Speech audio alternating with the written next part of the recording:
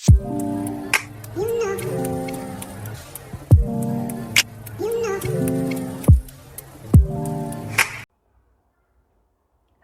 aku Velia Nafira Pematasari dengan NIM 111818172, mahasiswa Prodi Manajemen, Konsentrasi Marketing, Fakultas Ekonomi dan Bisnis, Universitas Macung.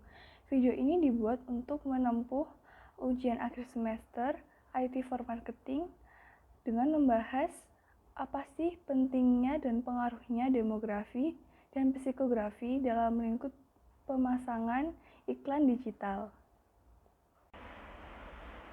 Pertama, kita harus tahu dulu definisi dasar dari demografi dan psikografi. Demografi menggambarkan audiens berdasarkan fakta. Demografi merupakan tentang siapa mereka dan apa yang mereka lakukan. Dan kekuatan demografi utama yang selalu dipantau oleh marketer adalah populasi, karena marketer membentuk pasar. Jadi, para marketer harus benar-benar tertarik pada besarnya jumlah penduduk dan angka pertumbuhan penduduk di kota, bauran, umur populasi, etnis, dan pasar lain, kelompok pendidikan, pola rumah tangga, pergeseran geografis, dan populasi juga tentunya. Sedangkan dari faktor psikografi, ini menggambarkan mereka berdasarkan kepribadian, motivasi, dan gaya hidup pelanggan. Psikografis ini menjelaskan mengapa mereka bertindak atau memutuskan cara untuk melakukannya. Menurut dari sumber yang saya baca, kita mungkin tidak menyadari semua yang kita jalani ini selama hidup, semua itu melalui proses segmentasi psikografis. Apa yang kita makan, apa yang kita pakai, film apa yang kita tonton, musik apa yang kita dengarkan, apa yang kita punya, rumah, kendaraan, dan mulai sekolah, kuliah, karir, jodoh, dan lainnya itu adalah contoh faktor dari psikografis atau proses pengelompokan orang berdasarkan gaya hidup dan kepribadian. Lalu contohnya terkait dengan praktek postingan iklan melalui Facebook dan Instagram yang dijalankan oleh kelas kami mengenai produk kecantikan. Yang pertama itu pelembab aloe vera dengan anggaran lebih kecil, dan yang kedua produk Softlands dengan anggaran yang lebih besar. Opini saya dari hasil data statistik bahwa faktor demografi ini sangat penting berpengaruhnya bagi pemasaran produk, karena pebisnis akan menjadi lebih tahu produk segmentasi target pasar, yaitu mengarah kepada siapa, domisili mana, dan usianya itu berapa. Bisa kita lihat dari contoh iklan pelembab aloe vera yang seharusnya tertuju pada wanita, namun ternyata hasilnya itu menunjukkan pria yang lebih banyak menjangkau iklan tersebut. Sedangkan pada iklan kedua, produk Softlands ini targetnya sudah sesuai harapan, yaitu lebih banyak wanita yang menjangkau iklan Softlands. Hal ini menjadi evaluasi penting bagi para marketer untuk membuat postingan iklan yang lebih menarik perhatian wanita.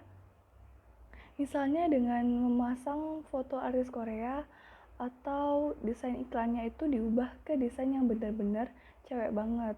Lalu untuk demografi dari segi domisilinya itu sudah jelas di Kota Malang, karena ini tuh sangat mendukung pelanggan untuk mengetahui ongkos kirim dari toko ke rumah pelanggan itu berapa.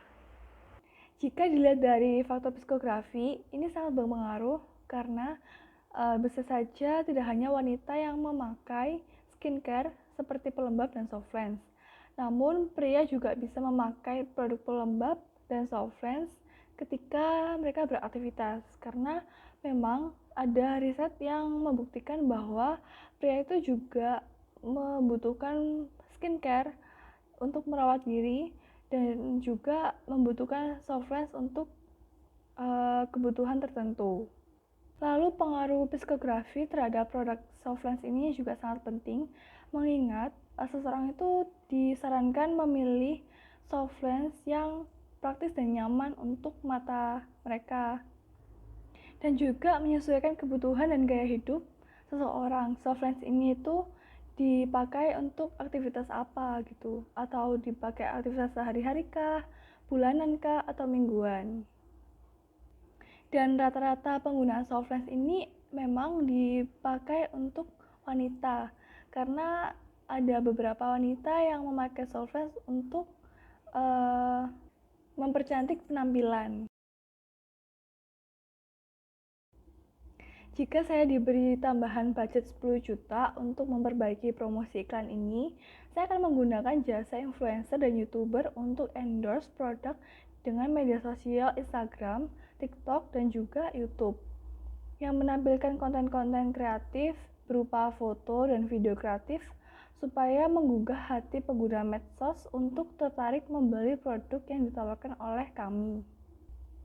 Karena di zaman sekarang, influencer ini sangat berpotensi dan berpengaruh besar terhadap pebisnis untuk memasarkan produknya. Dan ketiga media sosial ini juga sangat efektif sekali untuk media promosi, apalagi saat ini TikTok menjadi media promosi yang digemari dan digemari oleh anak-anak muda, dan juga udah banyak sekali usaha-usaha itu mempromosikannya lewat media TikTok. Dan juga saya akan menawarkan promo-promo menarik seperti mengadakan giveaway atau diskon. Sekian dan terima kasih.